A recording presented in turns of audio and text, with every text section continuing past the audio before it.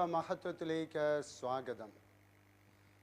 അയ്മസമ്മയുടെ സംവിധാനത്തിൽ നിന്ന് നിങ്ങൾക്കെല്ലാവർക്കും സ്നേഹവന്ദനങ്ങൾ. പഴയ നിയമത്തിലേക്ക് പോകുമ്പോൾ സമ്പൽ സമൃദ്ധിയാലും സന്താന സൗഭാഗ്യത്താലും അനുഗ്രഹീതനായിരുന്നു ജോബ്. പൂർവപിതാവായ ജോബ് അനുഗ്രഹിക്കപ്പെട്ട വ്യക്തിയായിരുന്നു. ദൈവസ്തുതികളിൽ ജീവിച്ചിരുന്ന വ്യക്തി, പൂർണ്ണമായിട്ട് തന്നെ ദൈവത്തിനായിട്ട് സമർപ്പിച്ചുകൊണ്ട് ആയിരുന്ന വ്യക്തി. എന്നാൽ ആ വ്യക്തിയുടെ ജീവിതത്തിലേക്ക് ഏറെ പരീക്ഷണങ്ങൾ കടന്നു വരുന്നു. ആ പരീക്ഷണങ്ങൾ ആരംഭിച്ചപ്പോൾ സാത്താൻ കഠിനമായിട്ട് പരീക്ഷിച്ച് ജോബിൽ നിന്നും ഓരോ കാര്യങ്ങളും എടുത്തു മാറ്റി. വേലക്കാർ കൊല്ലപ്പെടുകയും ഒട്ടകങ്ങളും ആടുമാടുകളും കൊള്ളയടിക്കപ്പെടുകയും ചെയ്തു. ജീവന് തുല്യം സ്നേഹിച്ചിരുന്ന തൻ്റെ മക്കൾ കൊല്ലപ്പെട്ടു. വിളവുകളും നശിച്ചു. ഇതെല്ലാം സംഭവിച്ചപ്പോൾ ഇതിൻ്റെയൊക്കെ വാർത്തകൾ ജോബിൻ്റെ ചെവിയിലെത്തി. ഇതിലൊന്നിലും നിരാശനാകാതെ ജോബ് പറഞ്ഞു, നഗ്നനായി വെറും കൈയോടെ ഞാൻ ഈ ലോകത്തിലേക്ക് വന്നു. തനിക്ക് ദാനമായി നൽകിയതാണ് ഈ സ്വത്തുവകകളും മക്കളുമെല്ലാം. ജോബ് ചഞ്ചലചിത്തനായില്ല. ദൈവത്തിലേക്ക് തന്നെ പൂർണ്ണമായിട്ട് സമർപ്പിച്ചുകൊണ്ട് പറഞ്ഞു, കർത്താവ് തന്നു, കർത്താവ് എടുത്തു, കർത്താവിൻ്റെ നാമത്തിന് മഹത്വം ഉണ്ടായിരിക്കട്ടെ എന്ന്. ജോബിൻ്റെ ശരീരം വ്രണങ്ങൾ കൊണ്ട് നിറഞ്ഞു. ഭാര്യ വെറുത്തു തുടങ്ങി. ജോബിനെ ശുശ്രൂഷിക്കുവാനായിട്ട് പരിചാരകർ ഇല്ലാതെയായി. ദാരിദ്ര്യം കുടുംബത്തിൽ കുടികയറി. എല്ലാം നശിച്ച അവസ്ഥയിൽ ആശ്വസിപ്പിക്കുവാൻ വന്നവരെല്ലാവരും ശാസകരായി മാറി. അവർ ജോബിനെ പഴിച്ചു. ജോബിൻ്റെ പാപം നിമിത്തമാണ് ഇതെല്ലാം സംഭവിച്ചത് എന്ന് ജോബിനോട് അവർ പറഞ്ഞു. എന്നാൽ ദൈവത്തിലുള്ള പൂർണ്ണമായ തൻ്റെ വിശ്വാസം പ്രഖ്യാപിച്ചുകൊണ്ട് പറയുകയാണ്, എൻ്റെ ചർമ്മം അഴുകി ഇല്ലാതായാലും എൻ്റെ മാംസത്തിൽ നിന്ന് ഞാൻ ദൈവത്തെ കാണും. പൂർണ്ണമായി ദൈവമായ കർത്താവിൽ ജോബ് വിശ്വസിക്കുന്നു. ദൈവം ഇത് കണ്ടുകൊണ്ട് ജോബിനെ അനുഗ്രഹിക്കുന്നു. ജോബിന് ഉണ്ടായിരുന്നതിലും ഡബിളായിട്ട് കാര്യങ്ങളെല്ലാം നൽകുകയാണ് ചെയ്തത്. അദ്ദേഹത്തിൻ്റെ അവസാന ദിവസങ്ങൾ അതിമഹത്വം ഉള്ള ദിവസങ്ങൾ ആയിരുന്നു. പ്രശ്നസങ്കീർണമായ ജീവിതത്തിന് പരിഹാരം തേടി അലയുന്ന ഏറെ വ്യക്തികളെ നമുക്ക് കാണുവാനായിട്ട് സാധിക്കുന്നു. പ്രത്യാഘാതങ്ങളുടെ മേൽ അവർക്ക് ആധിപത്യം സ്ഥാപിക്കുവാനായിട്ട് സാധിക്കുന്നില്ല. വളരെയധികം നിരാശയിലേക്ക് കടന്നു വരുന്നു. ചിന്തിക്കുവാനായിട്ട് തുടങ്ങുന്നു, ഇനി എന്ത്?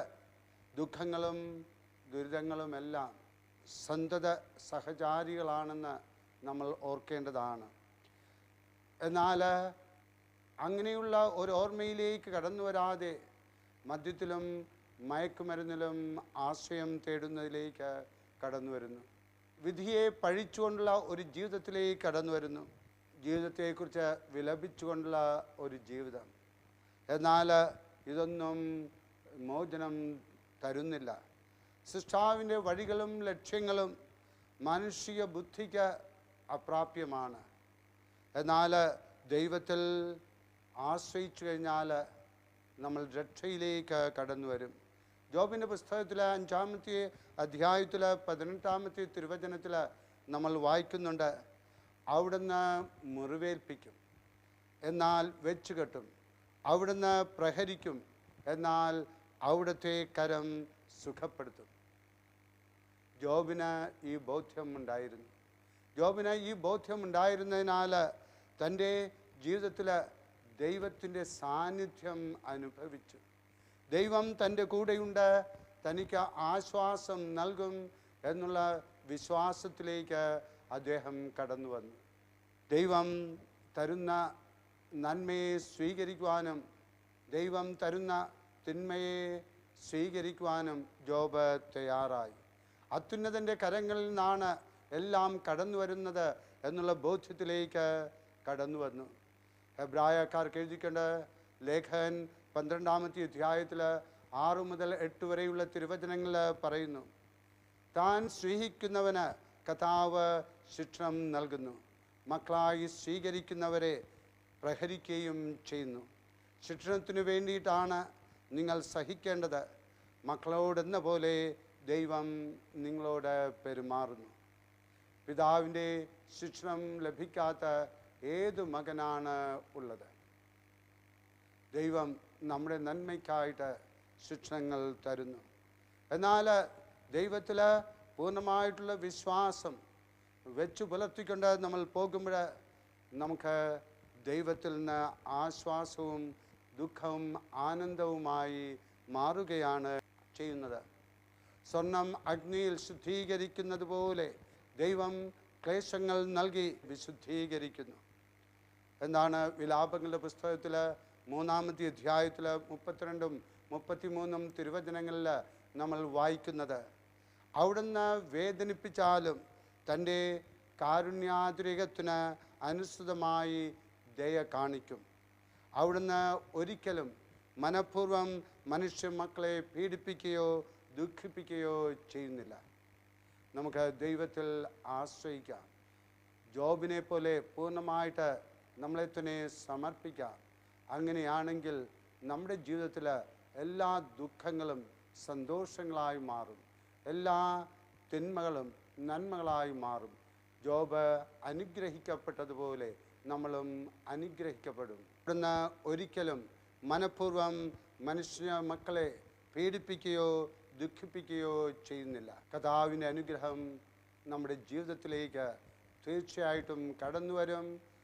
നമ്മൾ ദൈവത്തിൽ ആശ്രയിച്ചുകൊണ്ട് ദൈവത്തിൽ അഭയം തേടിക്കൊണ്ട് മുന്നോട്ട് പോവുകയാണെങ്കിൽ, ഇതാ ഈ ദിവ്യകാരുണ്യ സന്നിധിയിൽ ഇതാ ഈ ദൈവവചനം നിങ്ങൾ ശ്രവിക്കുമ്പോൾ ഇതാ നിങ്ങളുടെ ജീവിതത്തിലേക്ക് കർത്താവിൻ്റെ അനുഗ്രഹം കടന്നു വരുന്നു. നിങ്ങൾ അനുഗ്രഹിക്കപ്പെടുന്നവരായി മാറും. കർത്താവിലുള്ള വിശ്വാസത്തിൽ നിങ്ങൾ മുന്നേറിയാൽ എല്ലാവരെയും കർത്താവായ ഈശോ അനുഗ്രഹിക്കട്ടെ. പരിശുദ്ധ അമ്മയുടെ മാധ്യസ്ഥതയിൽ നമുക്കേവർക്കും നിലകൊള്ളാം. ആമേൻ.